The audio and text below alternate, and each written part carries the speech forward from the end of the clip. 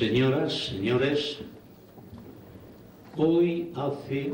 38 años que se descubrió el tesoro de Villena, precisamente un 1 de diciembre.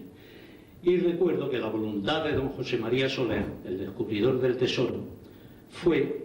que el acto anual que realiza la Fundación se realizara precisamente en este día.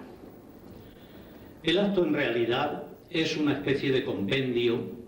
de las actividades de la Fundación a lo largo del año, pero tácitamente es también un homenaje anual que le rendimos a don José María Soler García. Su obra, su figura, sus merecimientos llevan a pensar que sin él no habría acto, no existiría la Fundación, no tendríamos el Museo Arqueológico local y tal vez el tesoro de Villena seguiría enterrado en la Rambla del Panadero, donde él lo encontró hoy hace 38 años, como he dicho. Sí, el 1 de diciembre del 63. Así pues, este acto sirve para poner de relieve esa obra y esos merecimientos de Soler.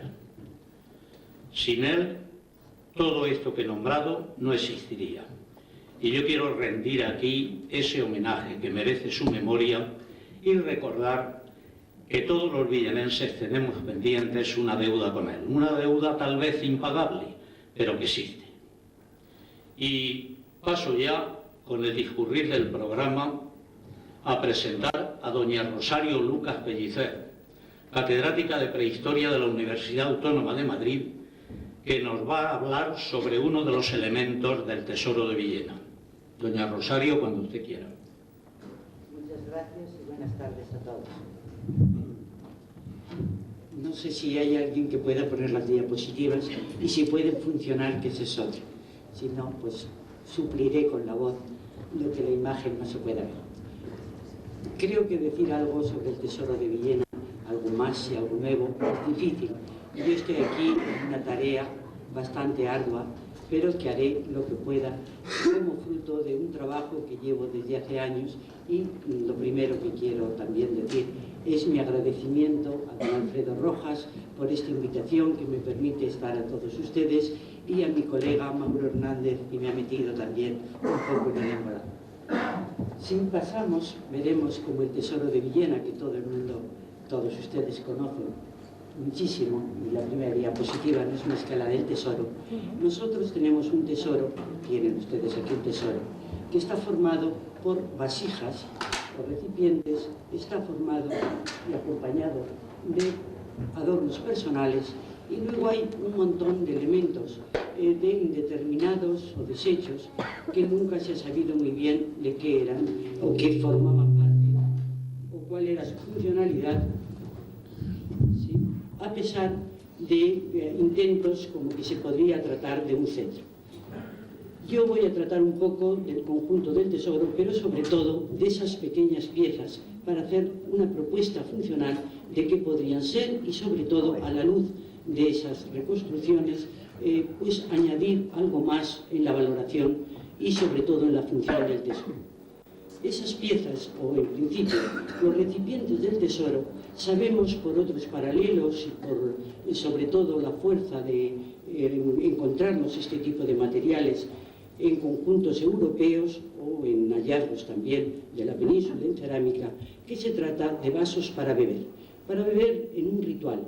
ritual que llevaría anexo pues unas ceremonias y sobre todo unas fórmulas que seguramente iban dirigidas a pactos y alianzas entre personas no de la misma familia, sino seguramente de distintas afinidades sociales indiscutibles, ideológicas, pero que serían personas que al menos yo lo considero que establecer vínculos pactados no es con una consanguíneo, sino con personas ajenos al propio vínculo familiar.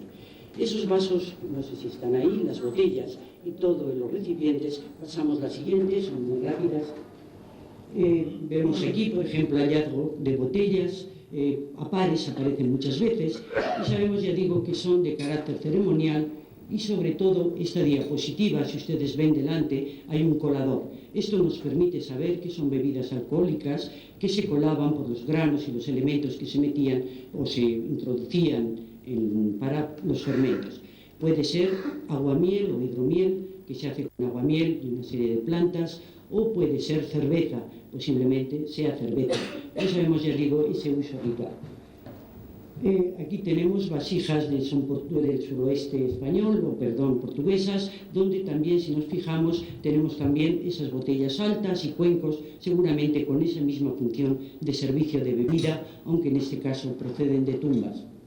Y, bueno, ahora llegamos a esos desechos, donde voy a dar mi propuesta de reconstrucción. Esos desechos, mientras podemos verlos, que son piezas de oro, algunas dañadas, otras mejor conservadas, pasamos rápidamente. Entre estas piezas existe una plaquita que no tengo aquí, con coral metido, con ámbar, que todos ustedes conocen. Hay remaches y, podemos decir, pasadores, muy bien descritos por don José María, y sobre todo esta magnífica pieza de hierro forrada con oro, que también a su vez trabajado y dando un aspecto magnífico de calado. En sí, adelantaré, como ustedes ya también lo recordaré, saben que tanto el ámbar como el oro son unas materias exóticas, el ámbar y el hierro. Así como el oro pues puede ser del entorno y conocemos una larga tradición de su presencia, sobre todo en estas tierras, el ámbar y el hierro, en estos momentos en que se juzga la fecha del tesoro, se puede considerar, insisto, como materias completamente exóticas, novedosas y que efectivamente remarcan por lo menos una sociedad que tiene contactos a larga distancia. Mi propuesta ha sido reconstruir todas estas piezas dándoles un sentido. Y aquí tengo que hacer un inciso y nombrar muy cordialmente y con mis agradecimientos a don José María Soler, que me dio toda facilidad de permisos para venir aquí a Villena y poder ensayar mi propuesta teórica de cómo podrían estas piezas ensamblarse unas con otras y dar una coherencia. He de agradecer también a doña Laura, que nos acompaña aquí, esta facilidad, ya digo, y además también el día estupendo que pasamos junto con mi marido aquí en Villena, probando esa hipótesis. Yo en un principio creí que se trataría de 2 mangos. Mi sorpresa fue el ver que se trataba o que podría conformar 3, que son los que tienen ustedes ahí en la diapositiva. Uno de ellos a base de elementos que están cortados y que con una pieza troncocónica que hay, una especie de virola, se mete en la bola de hierro y, como ven ustedes ahí a la derecha, conforma ese remate con un pomo de hierro forrado de oro. El otro es las piezas que ya se encontraron juntas, pero con ese pequeño como cuenquecito en miniatura de oro que también actúa sobre él, engancha perfectamente y forma también una especie de remate de esta segunda pieza de la izquierda. Abajo tenemos la chapa esta que llevaría el ámbar engartado, que encaja también perfectamente en otras piezas más menudas y más estrechas tubulares. En total 3 remates. 3 remates que, vistos así, solo con las chapitas de oro, parecen muy endebles, pero que nosotros nos hemos de imaginar que llevan dentro un alma, es decir, seguramente madera o hueso, y que este oro, serviría para forrar esos elementos que, digo, conforman en principio el remate de un mango. Nos quedan fuera, y luego volveremos a ella, esas laminitas que tienen esas apéndices en gama. ¿Qué son esos remates? Ya un poco lo he adelantado con la propia diapositiva, al menos mi teoría. Si en un principio se pensó en un cetro y que no venía muy bien, la verdad es que, visto, pueden ser remates de muchísimas cosas, eso quiero decir ya en principio. Pero sobre todo, yendo nosotros a las fuentes o a los métodos nuestros arqueológicos, las cosas o lo que vemos con más redundancia con remates de estos tipos son las armas, sean puñales o espadas. Aquí en la diapositiva tenemos armas húngaras que fueron, y he de decirlo, su visión de estas espadas, las que me llevaron esa idea de si el tesoro de Villena estaba también compuesto, formando parte de estas pomos o de mangos o de empuñaduras que tendrían una gran vistosidad. En este caso son de bronce, una de ellas también llevaba hierro en el interior y sobre todo los calados permiten un juego cromático para realzar la estética de estas armas. Algunas podrían ser funcionales, pero la mayoría de ellas seguramente son armas de parada, son insignias de dignidad de aquellos que poseen estas armas adornadas de una manera muy especial y que simplemente con verlas se sabe el personaje que va detrás de él. En esta diapositiva tenemos ejemplos y lo vemos articulados, piezas que se han perdido, otras como van a la hoja, también de piezas parecidas en cierto modo a las de Villena. Algunas son aros de oro, otras en los calados permitirían también ver un ámbar, en este caso más específico del ámbar nórdico, que es tratado por calor y hecha una especie de pasta. Pasemos a la siguiente, donde tenemos una vista de este ámbar fósil, porque sabemos que prácticamente, por no decir todo, pero la mayoría de ámbar que en estos momentos de la Edad del Bronce circula por Europa es ámbar del Báltico, sea de la península escandinavia, sea de Dinamarca, pero es de ahí de donde procede el ámbar que llegaba a Inglaterra, como lo vemos aquí en esta diapositiva, donde vemos también el ámbar incrustado dentro de un disco de oro, o vemos también, no sé si ahí también hay un puñal, o en la siguiente, perdón, quiere pasar.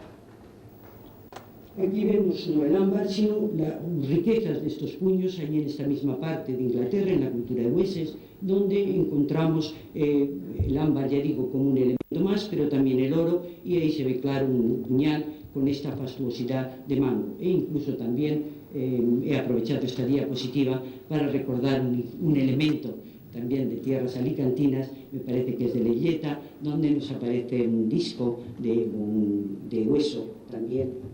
hecho en puntiagudo, en estrellas, que es idéntico a este de Inglaterra, y que aquí vemos que se ha reconstruido como una especie de maza, o de mango de maza. Sí, la siguiente, por favor. Pero si fastuosas son estas espadas que nosotros hemos visto como una especie de muestra, mucho más lo son las del Oriente. Esta es una pobre diapositiva que dice poco, pero tienen aquí uno de los puñales de la tumba de Tutankamón, cuya fecha la conocemos muy bien, 1353 a.C., y está hecho, también lo ven, aros de oro que van insertados sobre otra placa de más de oro, y que en este caso también tiene, no sé si es este puñal u otro el que le acompañaba, la hoja era de hierro. Es decir, tenemos una combinación también de estos elementos exóticos en este momento, cuando el hierro no funcionaba como un material más, sino que era muy escaso, usado en armas, como ven, en tumbas de faraones, o en este caso la riqueza de estas espadas micénicas, donde la hoja sería poco funcional, como ven, lo que importa era el boato del propio oro reluciendo y toda la técnica que va detrás precisamente de estos chapados. En el interior sería simplemente una madera o mucho más hueso,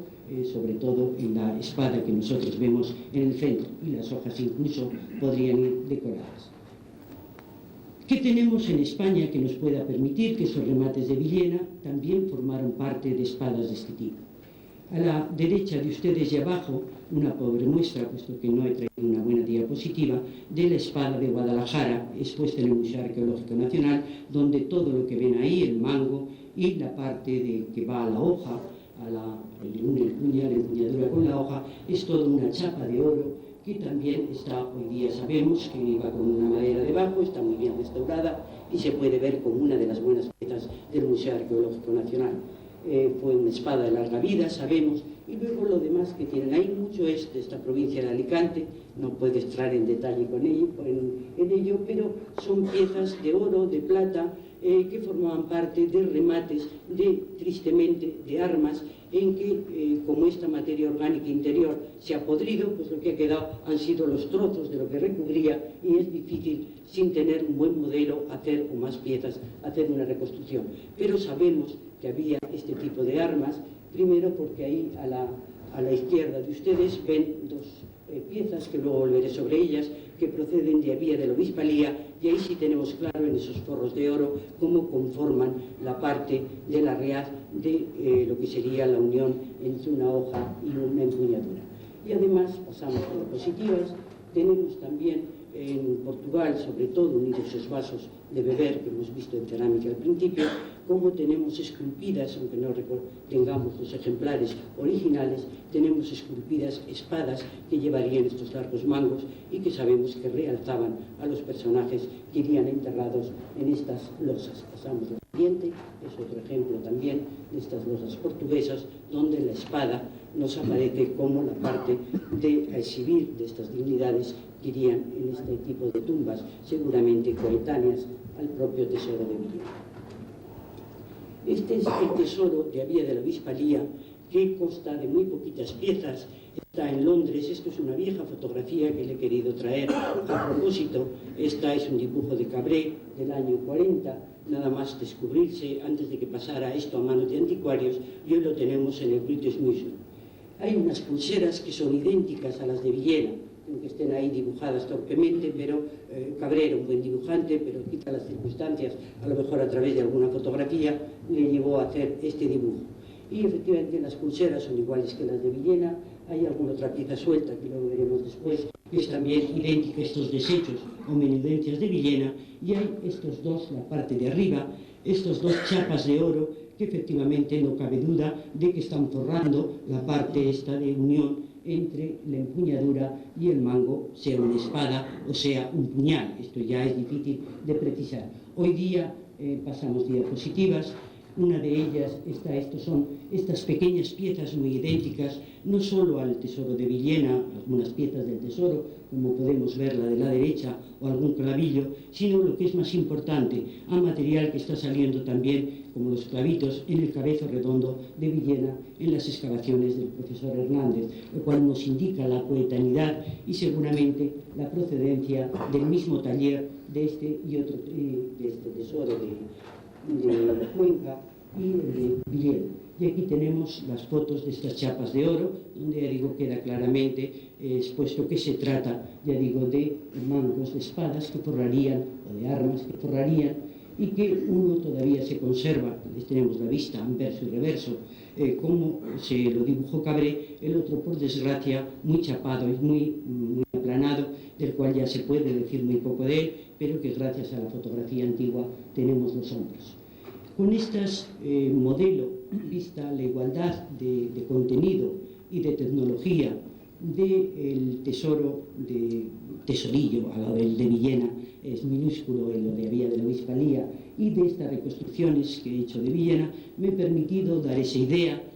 muy teórica, por supuesto, y seguramente también un poco burda, de cómo podrían, la imagen, de cómo podrían ser esas empuñaduras que acompañarían al tesoro de Villena, más bien lo que sería el ceremonial en el que se usara el tesoro. Y abajo he puesto más pequeña lo que es la pieza de Abía de la Bisbal con los dos clavitos, que son más bien dos capuchones que sobre todo adornarían o forrarían lo que serían los clavos de unión del mango de madera a la hoja de bronce o de metal, que luego iría adornada, y seguramente capuchones de los que nos pueden aparecer sueltos en las excavaciones pudieran tener este fin ornamental. De todas maneras, pase la siguiente, por favor. Esto es una vista de estos desechos y sobre todo de esas piezas que hemos dejado aparte, esas barritas o esos hilitos de oro que tienen esas uñas o pequeños apéndices y que no, de momento, no las he podido meter en las reconstrucciones. Pero sin embargo, y creo que esto es importante tenerlo en cuenta, al hacer revisión de armas que pudieran de alguna manera compararse y dar una idea para las reconstrucciones de Villena, he encontrado que el mundo micénico, dentro de técnicas, algunas muy afines a las que vemos en Villena, como los clavitos, pasadores, etc., pues dentro de estas técnicas, el calado, por ejemplo, no está. Existe una técnica que se llama, es un nombre griego, pero que viene a decir que son apliques en forma de gamma, que es un vástago con esos apéndices pequeños como vemos aquí. Esa era una técnica específica de decorar espadas y era sobre los mangos o las empuñaduras hechas en madera o en hueso, hacer ranuras y meter, como ya el propio Soler pensaba que serían utilizadas estas estas varillitas o pequeños hilos, pues con ellas formar dibujos o simplemente lo que podría ser más para la aplicación de estas varillas, insertarlas no solo juntas, sino justapuestas unas con otras para formar una especie de placado, por decirlo de alguna manera, forrar el alma de madera o de hueso con hilitos de oro, haciendo, digo, como una especie de entramado, dando mayor volumen que la placa sola de oro e incluso permitiendo grabar. Son tan delicadas este tipo de bordado en oro que se le llaman a veces los investigadores de Micenas, son tan delicadas que rara vez se encuentra una espada que haya conservado un puño de estos con este tipo de hilos puesto, sujeto y bien conservado. La mayoría de las veces lo que se encuentra son trozos que no quedan dentro de los mangos orgánicos que se han perdido y sobre todo hilos muy confusos. De ahí que yo no haya podido traer ninguna vista de verdad de cómo se aplica. Sin embargo, esto es, creo que para el conocimiento del tesoro de las relaciones, sobre todo del Cabezo Redondo y del entorno de Villena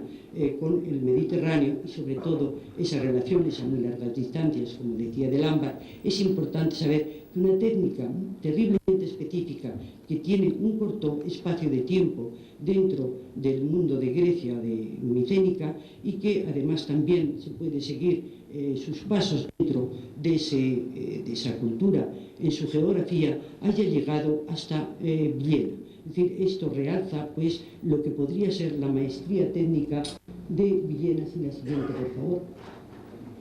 Aquí vemos ejemplos, ya digo, de otras espadas micénicas donde vemos el uso de materiales muy exóticos, incrustaciones, etcétera, y apariencias, ya digo, de contrastes, de combinar colores, y entre ellas estaba esa placado o ese bordado de oro, como digo, simplemente esto es para exponer, aunque no fuera el ver exactamente el ejemplo que yo hubiera querido traerles como específico de la aplicación de esos hilos del tesoro. La pregunta, después de todas estas consideraciones, o lo que podemos ver, es decirnos, este tesoro de Villena compuesto por adornos personales, compuesto por esas vajillas de beber, qué funcionalidad o qué consecuencias podemos sacar si efectivamente además podemos considerar, al menos como una hipótesis, que iba acompañado con elementos pertenecientes a 3 empuñaduras fastuosas que nos remiten a su uso dentro del territorio de Villena. Y además el conocimiento de unas técnicas, ya digo, completamente ajenas a Europa y tan locales en la propia Micenas. Yo creo, y con esto voy a terminar, que las consecuencias podrían ser 3. Una primera, que ya se ha dicho muchas veces y que yo me añado a ella, sobre todo, seguramente la diría mucho mejor que yo el profesor Hernández, es la economía y la riqueza de este territorio durante la Edad del Bronce, hace unos 3.300 años o 3.200 de nuestro momento, o si queremos ser años antes de Cristo, pues un siglo XIII seguramente antes de Cristo. Las riquezas de unas élites o de una oligarquía, podemos llamarles príncipes, que eran capaces de no tener una bebida, una vajilla de oro ordinaria en su mesa, pero sí celebrar ceremonias, reuniones en que todo ese homenaje de oro estaba presente. Esto nos lleva a pensar que detrás de eso hay una alta economía que además se permite, por lo que hemos podido ver, y son estas materias, contactos con sitios muy lejanos y que nos hace pensar en que es el haber este territorio económicamente formado una estrategia en base a su lugar primero de emplazamiento, es decir, su comunicación con la tierra del interior, con el paso hacia el sur, hacia la costa, etc. Estar en un mundo de comunicaciones que potencia las relaciones tanto en corta distancia con lo que es el territorio como a larga distancia, pero que además ha sabido su base agropecuaria potenciarla con ser seguramente unos magníficos artesanos y tener una enorme artesanía, unos buenos artífices, como parece además demostrar Villena, y como seguramente, al menos es mi teoría, también unos orfebres con una técnica magnífica que permite esa joyería tipo Villena, de las perforaciones, de los calados, de los brazaletes con las púas y de todo esto que estamos diciendo, añadido además esta técnica micénica. ¿Existió un artesano micénico aquí, un orfebre micénico? pues no sé si se importan los técnicos o las técnicas, pero desde luego que hubo un contacto, esto es claro. Nos meteríamos mucho históricamente y no es el momento, pero sí sepamos que todo esto lo que se nos está indicando es ese auge y ese boato económico que debía tener este territorio en base desde luego un comercio en donde efectivamente la propuesta de la ganadería, la salazón, etcétera, de alimentos puede ser muy viable a cambio de unas materias primas como el metal, que seguro que no tenía, y sin embargo un buen artesanado en que, ya digo, productos y el saber, la técnica, el saber es riqueza también, y poder, pues seguramente esto es lo que es la base y esa sería una primera conclusión. Una segunda entra ya dentro del terreno social, más resbaladizo que la economía. En principio, yo creo que todo este tesoro es de carácter efectivamente social y humano, pero es sobre todo de carácter sagrado. Se usa en ceremonias sancionadas por la divinidad y pienso que se usa en pactos y en alianzas y que tal vez en la presencia de al menos estas tres espadas o la posibilidad de esas tres armas nos estén remitiendo a otros tantos dignatarios que formarían parte de ese gobierno o de esas alianzas que permitirían y propiciarían esa economía al propio territorio de Villena. Ya he dicho cómo todo este tipo de armas no son tanto funcionales como símbolos de dignidad, y el hecho de que estén presentes junto con la vajilla hace pensar que son estos hombres o las armas representan a estos dignatarios o estos príncipes que formarían parte de estos rituales en que, qué duda cabe, Villena ocuparía, o el dirigente de Villena, un lugar especial. Entraría, en fin, en otras cosas, si esto se gobierna con estos tres o más señores o simplemente son ceremonias periódicas que se hacen para confirmar simplemente la estabilidad del territorio, para sancionar las alianzas, para la armonía y el orden de la comunidad, pues en fin, sería desmenuzar todo excesivamente tedioso. Simplemente quedémonos con la idea de ese aparato social, simbólico y ritual que daría, ya digo, asunción al uso de esa vajilla y a la presencia de esos dignatarios representados o reconocibles por sus armas. Y una tercera y última consecuencia es cómo se amortizó o responder a la pregunta de por qué este tesoro se escondió en esa rambla del panadero. Para mí, después de haber examinado estas piezas que os acabo de decir, y a diferencia también de lo bien conservado que están las vasijas, me lleva a las hipótesis podrían ser muchas, pero me lleva, por hacerlo todo esto más corto, a una hipótesis. El tesoro o el esconder el tesoro en la rambla del panadero es fruto de un pillaje, un botín seguramente en momentos de inseguridad, en momentos de crisis política, donde alguien, no con afán de devolver o en un momento de peligro esconder algo para recuperarlo y volverlo a su función, sino en un ánimo simplemente de lucro de lo que es la materialidad del oro, la materialidad técnica, pues simplemente recogió en esa vasija todo lo que pudo de las vasijas, de las pulseras, etc. Como las armas efectivamente son mucho más voluminosas, más difíciles de meter en una vasija, lo que le importaba no era la madera que iba como alma del enmangue, ni siquiera la hoja de metal que podía ir en las espadas. Hay quienes recogieron y amortizaron o amontonaron este tesoro en la vasija de barro. Les interesaba el oro como materia, les interesaba el hierro como materia exótica y no les interesaba la función que tenía. Fue ese ánimo de lucro, la siguiente, el que seguramente, pensando en recuperarlo y en obtener el beneficio de un botín, le llevó a enterrarlo en la rambla del panadero. También, si el tesoro sufrió en su función una grave mutilación con esta ocultación, es claro que quienes lo enterraron tampoco llegaron a gozar de él, porque, como bien acaba de decir don Alfredo, tal día, o hace 37 años, y para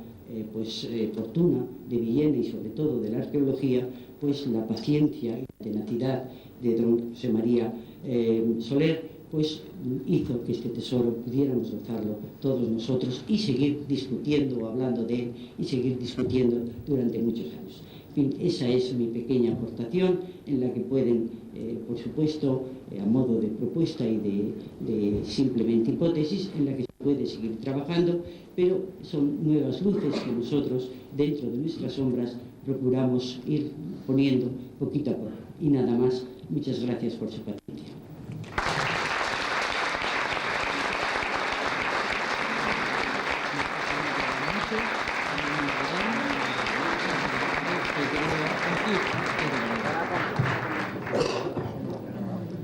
A continuación, y siguiendo el orden del programa establecido, se presenta el libro premiado el año pasado, titulado Contribución al estudio de las canteras de yeso del término municipal de Villena.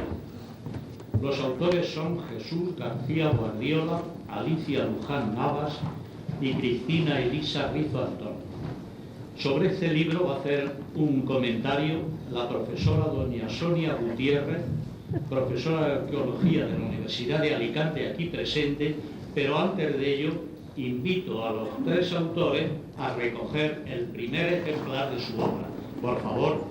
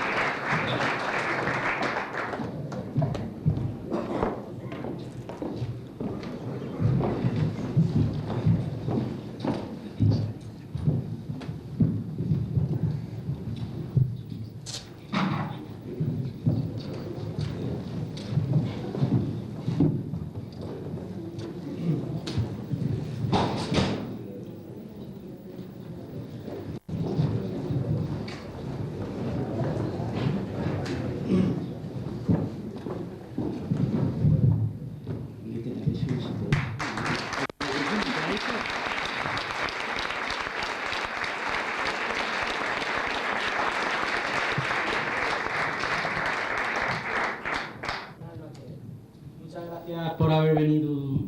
toda la gente, familiares, amigos, compañeros.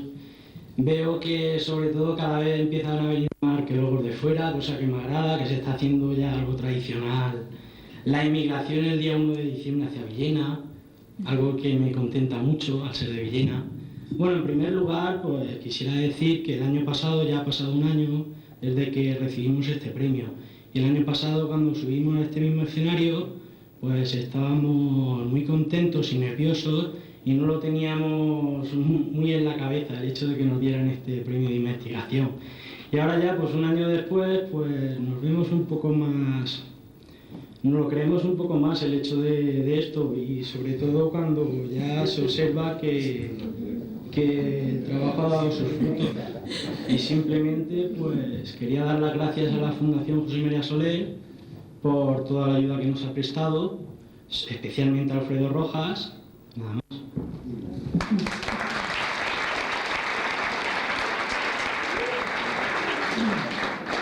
Yo, por mi parte, estoy muy contenta, ¿no? Estoy de acuerdo con lo que ha dicho Jesús, de que el año pasado todavía no nos creíamos que nos habían dado el premio.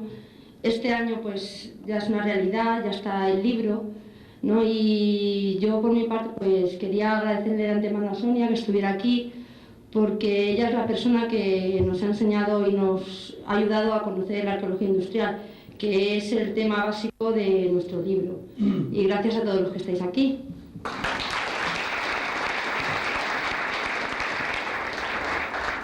Bueno, pues a mí poco tengo que añadir a lo que han dicho mis compañeros. Simplemente agradecerles que estén aquí en la presentación de este libro y felicitar por adelantado al ganador de este año.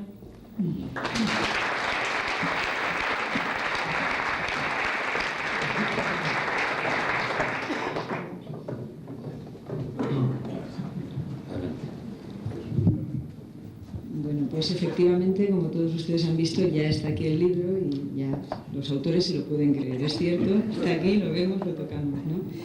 Bueno, pues si tuviésemos que hallar un símil para hablar de lo que significa la elaboración de un libro, sin duda, yo creo que uno de los más eficaces, en el que todos nos sentimos más, lo vemos con más claridad, sería el del alumbramiento de un niño, ¿no? Un libro, como un hijo, se concibe, se gesta, se alumbra. Y la primera parte de ese proceso, como si de un embarazo se tratara, dicho sea de paso, dura un tiempo y es penoso en su realización, pero al fin concluye con un libro acabado, que es el que ellos no se creen, pero no es virtual, es real y está aquí con méritos y con defecto. Si siguiéramos con ese símil, en todo este proceso, toda esta primera parte del proceso es un proceso callado, un proceso privado, porque los autores en este caso lo resuelven en la intimidad de sus estudios. Pero ya pasado ese tiempo, el proyecto se hace público, se da a conocer, inicia una andadura en un momento como el que ahora estamos viviendo, que es su presentación pública. En cierto modo es algo así como el bautismo científico de la criatura. Pues si la presentación de un libro es un acto social,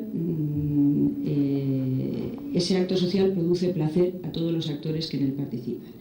El máximo placer es sin duda el de los felices padres, la tríada de autores que acaban de hablar desde esta tarima, Cristina Rizo Antón, Jesús García Guardiola y Alicia Luján Navas. Cristina, Jesús y Alicia, si se me permite la familiaridad de quien les ha dado clase y les recuerda recién llegados a la universidad ya interesándose por estos temas que han llegado a estos libros, ¿no? Ellos sin duda se alegran de ver su libro publicado. El segundo de los actores es el editor, en este caso también presente, el editor como persona colectiva, a través de la Fundación Municipal Don José María Soler, que nuevamente ha contribuido a que tengamos una obra de interés sobre nuestro pasado. También se alegran los futuros lectores que están hoy aquí como espectadores y que justifican con su presencia el esfuerzo tanto de autores como de editores. Y por fin se alegra evidentemente quien tiene que presentar el libro, en este caso yo,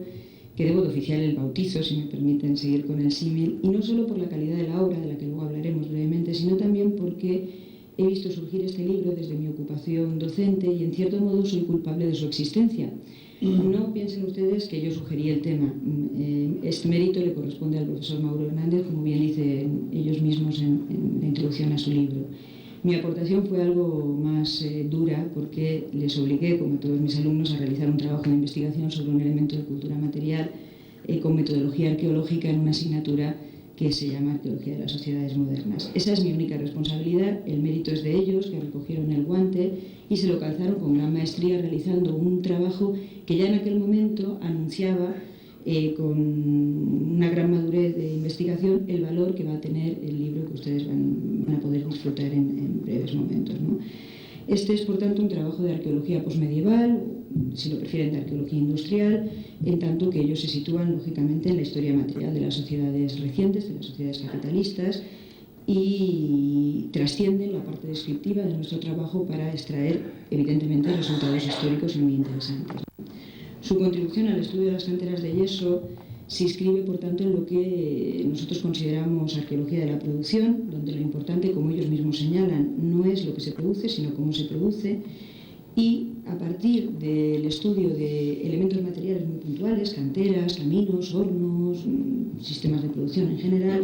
construyen todo el proceso de producción de una mercancía que tuvo sin duda una gran importancia histórica en la comarca de Villena, desde mucho antes, por supuesto, del periodo reciente del que ellos se ocupan. Ellos ya señalan el uso desde la prehistoria y qué duda cabe que la arqueología de la producción no es otra cosa que historia económica, historia de los procesos de trabajo, y su trabajo, el resultado del trabajo de estos tres autores está a la altura de lo que ahora mismo es la línea que inauguraron la escuela italiana de Tiziano Mannoni o de cualquiera de los seguidores de esta corriente. Además, yo creo que han demostrado que se puede usar fuentes orales y fuentes documentales, cosa absolutamente necesaria en la arqueología reciente, sin renunciar al potencial explicativo de las fuentes materiales. Por tanto, han hecho un libro de buena arqueología. Yo creo que eso tiene que quedar claro. Pero además, para un poco concluir una presentación que nunca debe ser larga, ¿no?, porque no es el hecho interesante en sí, mi placer, debo decirles, que no solo viene de la calidad intrínseca de este libro, sino del hecho mismo de su propia existencia. Alicia, Jesús y Cristina han inaugurado con este trabajo una línea de investigación que era necesaria y que desde el convencimiento que llevó al área de arqueología a introducir esa asignatura en los planes de estudio, sabíamos que fructificaría. Y aquí está el primer fruto. Pese a las reticencias de muchos colegas, arqueólogos, historiadores modernos y contemporáneos que pensaban que la arqueología no tenía sentido cuando existían muchas fuentes escritas, o que en cualquier caso el estudio de un vestigio material reciente no era arqueología porque no se tenía que excavar.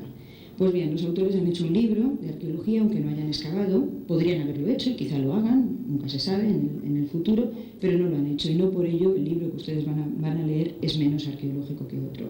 Pero además no será el único, hay otros compañeros suyos que están ya preparando trabajos en esta línea y ustedes comprenderán que como profesora de arqueología de la Universidad de Alicante, y me consta que transmito el sentido de todos mis compañeros, me siento tan orgullosa como ellos de que este libro se presente y además me resulta particularmente grato que el libro obtuviera, mejor dicho, el año pasado, el premio de la Fundación, premio 2000 de la Fundación Municipal Don José María Soler de Villena. ¿Por qué? Porque este es un premio muy importante, un premio que ha acogido ya muchos trabajos de muchos temas, pero también evidentemente de arqueologías más antiguas, más venerables, más consolidadas, y de esta forma yo creo que se establece el reconocimiento de que esta arqueología reciente también es arqueología, y además estoy segura, creo estarlo, que si el ilustre personaje que dio nombre a esta fundación, don José María Soler, estuviese aquí, a él no le hubiera extrañado lo más mínimo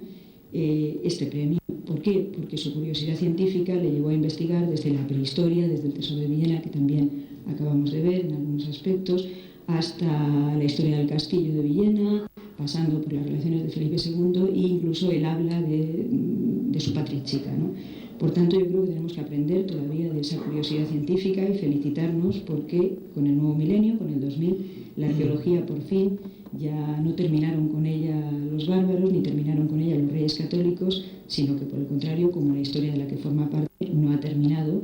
y aprenderán seguramente mucho leyendo las páginas de Cristina, de Jesús y de Alicia.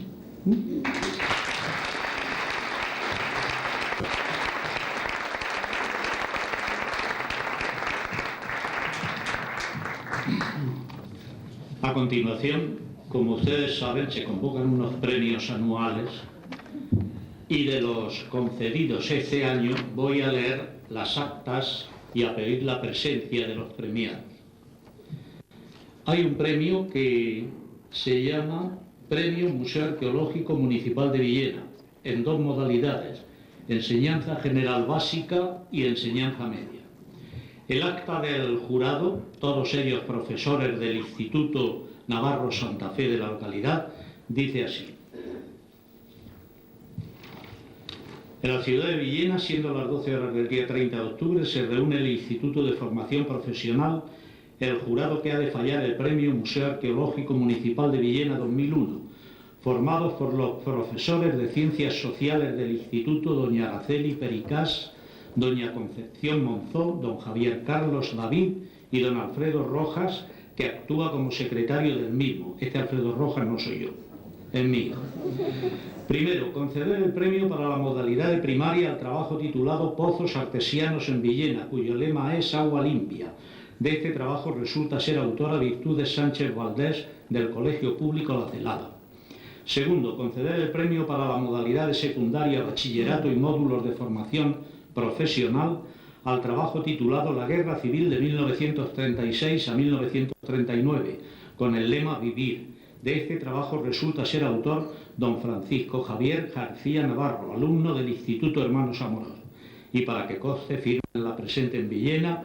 a 30 de octubre de 2001. Siguen las firmas de los miembros del jurado. Así pues, ruego la presencia aquí para recoger su premio de Virtudes Sánchez Valdés y de Francisco Javier García Navarro. Por favor.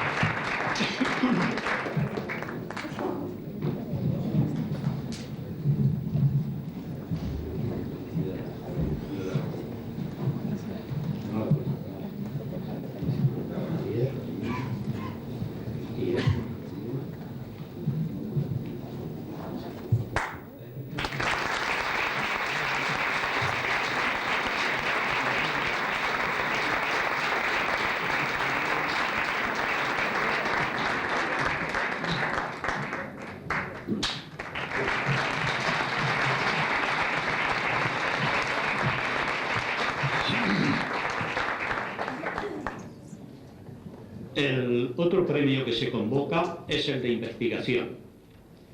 y hay dos actas correspondientes a este premio. La primera es la que formaliza el jurado que juzga el trabajo y la segunda la que corresponde al ayuntamiento local que abre las plicas correspondientes. La primera dice: los abajo firmantes constituidos en jurado del premio de investigación arqueológica correspondiente al año 2001, convocado por la Fundación Municipal José María Soler de Villena, acuerdan por unanimidad lo que sigue: proponer que dicho premio se conceda al trabajo que lleva por lema la palabra Efraín,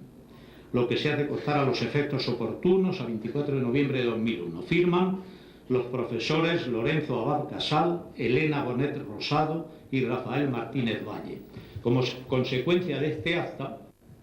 se abren las plicas correspondientes o la plica correspondiente al premio, y el acta que se realiza aquí en Villena dice: en Villena, a las 9 horas del 27 de noviembre de 2001, se reúnen en el despacho de la alcaldía del ayuntamiento el alcalde de la ciudad, don Vicente Rodes Amorós, don Alfredo Rojas Navarro y doña Amparo Macián García, como secretario general del ayuntamiento, los cuales quedan enterados de la resolución del premio de investigación 2001,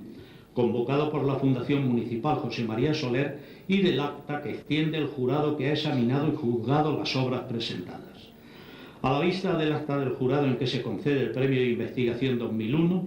se procede a la apertura de esta plica, que corresponde a la obra presentada bajo el título El paisaje de las primeras sociedades productoras en la cuenca del río Serpis, País Valenciano, presentado bajo el lema Efraín, cuya autora es doña Sara Fairén Jiménez, lo que se hace constar a todos los efectos relacionados más arriba, y firman al pie Vicente Rodes Amorós, Alfredo Rojas Navarro y Amparo Macián García. Así pues, ruego la presencia de Sara Fairén Jiménez para recoger su premio.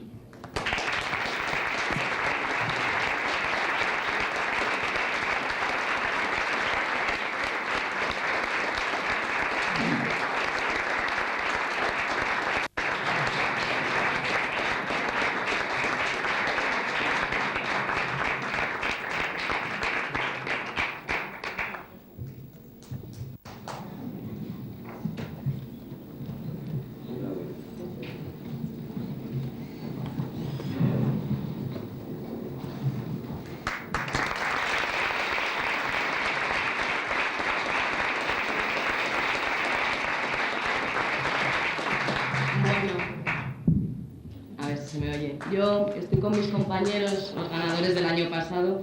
Resulta difícil asumir que te han concedido este premio porque efectivamente, bueno, para mí supone un galardón prestigioso del que llevo oyendo hablar desde que llegué a la universidad, mucho antes de que decidiera dedicarme a esto de la investigación, con lo cual ahora mismo, bueno, siento una gran satisfacción personal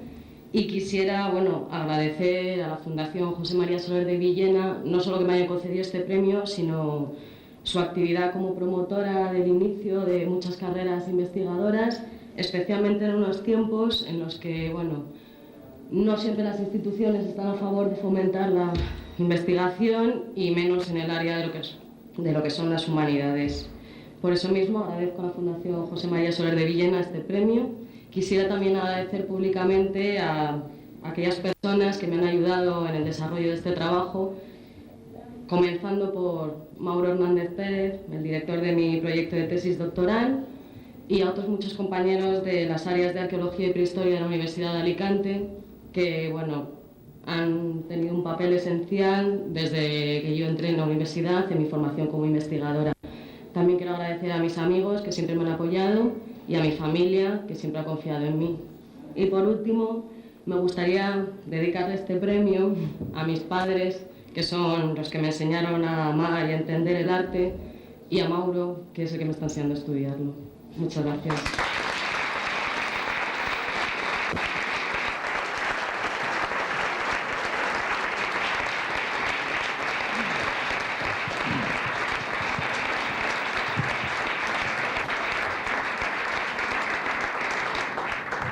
Bien, termina aquí la primera parte del acto, pero seguidamente, sin apenas dilación, hay como complemento, como singular complemento, un concierto de trompeta y piano que les recomiendo vivamente su audición. Así que dentro de unos minutos los dos concertistas estarán aquí para deleitarnos con el programa que han preparado. Gracias.